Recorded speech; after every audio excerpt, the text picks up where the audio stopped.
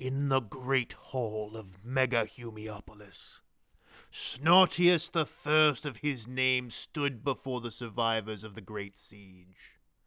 2 farmers and a wizened old man bearing his staff of office stood before the mighty Snot Boss.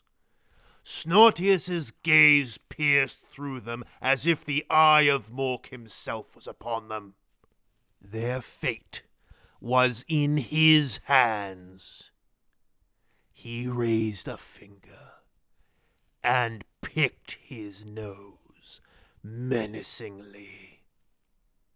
Snortius looked over to his lieutenant Stinky, who had tried to follow Snortius's lead and had his own finger jammed up his nose in an utterly unmenacing way.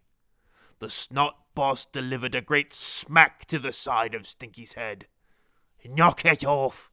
Only I can pick me nose menacingly."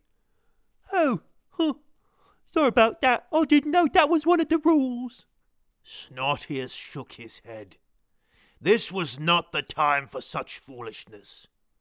This was a time for interrogation, learning where more humies were so the fights could continue. Snortius pulled out a small piece of bark with the territories of Snotopia crudely depicted on it. "You got any other these Yumi cities around? I know this is probably the biggest and fanciest, but we want to crump the others too." "Well, actually, ours is quite a small settlement. There are many more of us all across the planet. Huge cities, huge hives that sprawl as far as the eye can see. There will be others, and they won't let you get away with treating citizens of the Imperium this way." "Oh, good. I was worried that the best fight was right here. All right, I got something to look forward to. So do you guys got a picture of what's around here or not? You got a map?" I think so. It won't do you any good. You have no idea of the number of soldiers our planet has at its disposal." "Yeah, whatever, Yumi. I'll kill everything I'll come across, and I'll kill your boys too. Where's the map?" After some rummaging, the old man produced a map of the local area. Snortius pored over the image, and with a bit more prodding, the old man managed to give an explanation of what exactly he was looking at. Apparently, the Yumi name for this place was Greenvale. Snortius liked the green bit, but the Vale part sounded pretty kiddish. "You ever seen more things what look like us? More greenskins?" The old man shook his head. "No, I have not seen your kind before. I've only heard of the Green Menace through stories, though I must admit, by the descriptions I heard, I expected you to be taller." "I am big. I'm the biggest we got, Yumi." "Well, if you're the biggest, I must admit I'm not terribly worried."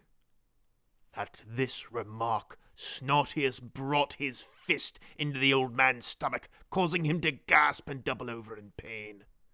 The 2 younger Humies moved to the old man and helped him get to his feet. The farmers looked like they might want to lunge at Snortius, but the grots and snots in the room lowered their weapons threateningly, and the Humies backed off. Snortius continued his interrogation. "You mentioned the Imperium. What's that?"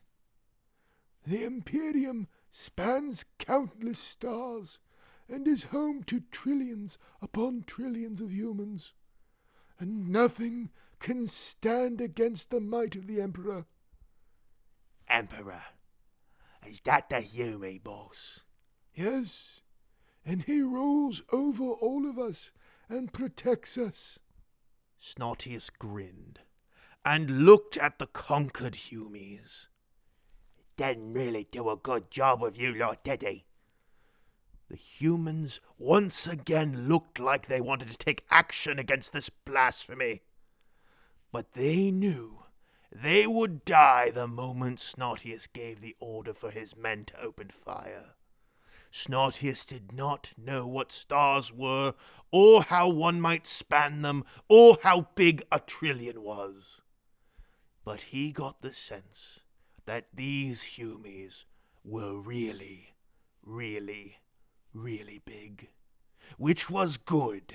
More fighting was good. Snortius returned to his line of questioning. How often do other humies come round this place? Occasionally. Maybe once every few days. Once a week, perhaps.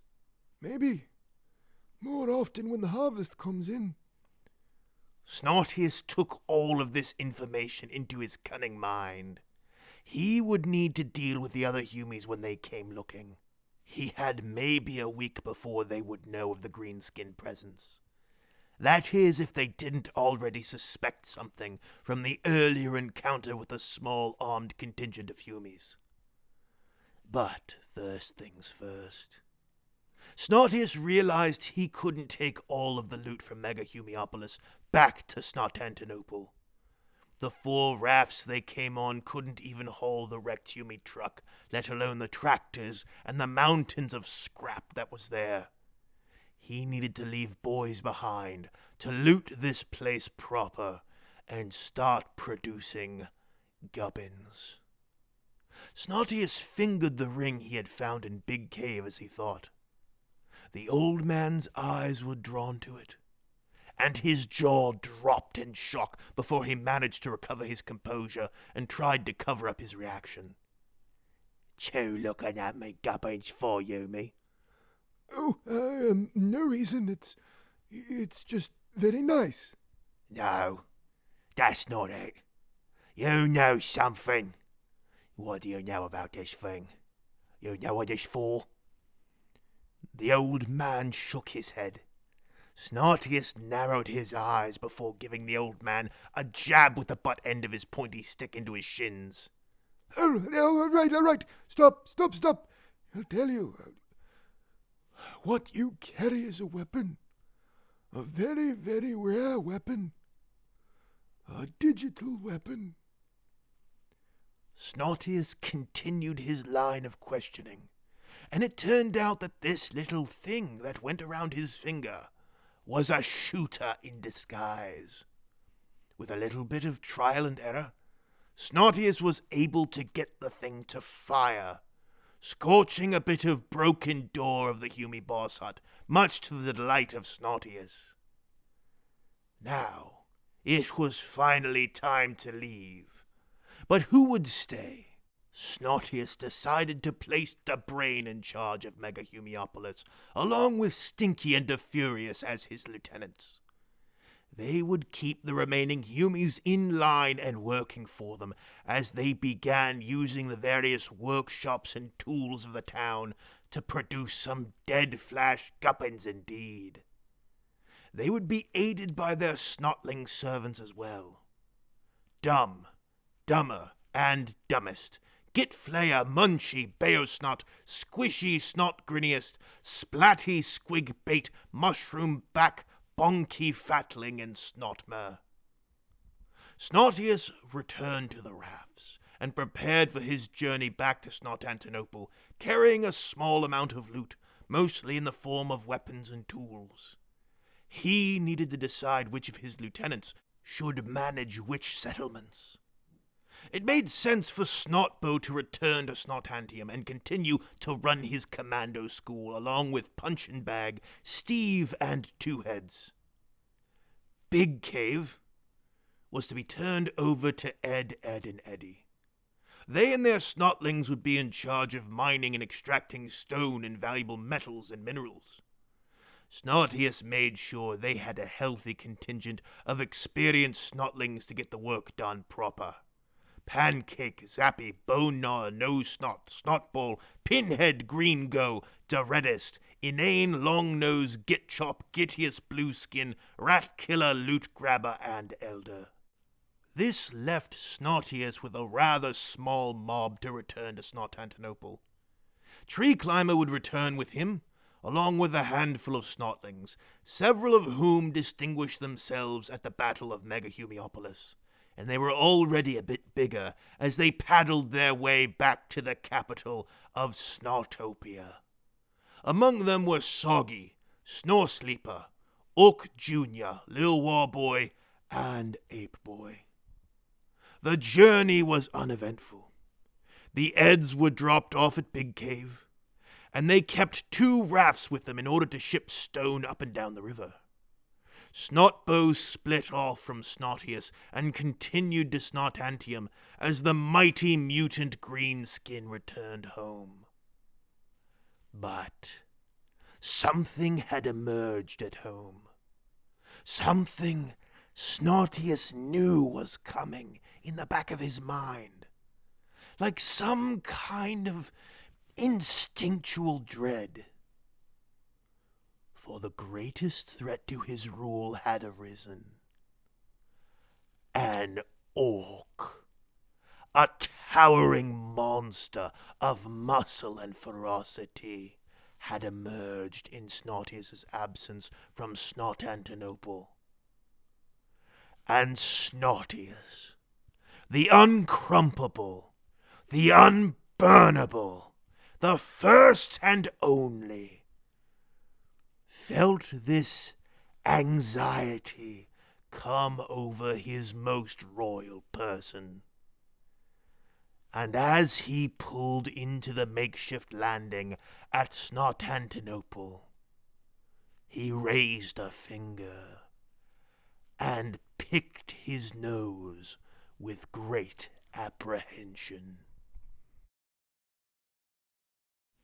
No man do they call me. My mother and my father, and all my comrades as well. Thank you all for listening to the latest episode of Growing the Tribe. If you enjoyed what you heard, please leave a like and a comment so that one day you too can conquer the lands around you and distribute them amongst your trusted lieutenants. If you have not yet subscribed, please do so in order to hear more stories about bullying old men and managing a growing empire. If you would like to support me, you can buy my merch, support me on Patreon, or donate directly to my PayPal. Links to those are in the description. And if you have absolutely no idea what's going on, you can click on the Growing the Tribe playlist, which should be appearing on screen right now. Thanks once again for listening. No Man out.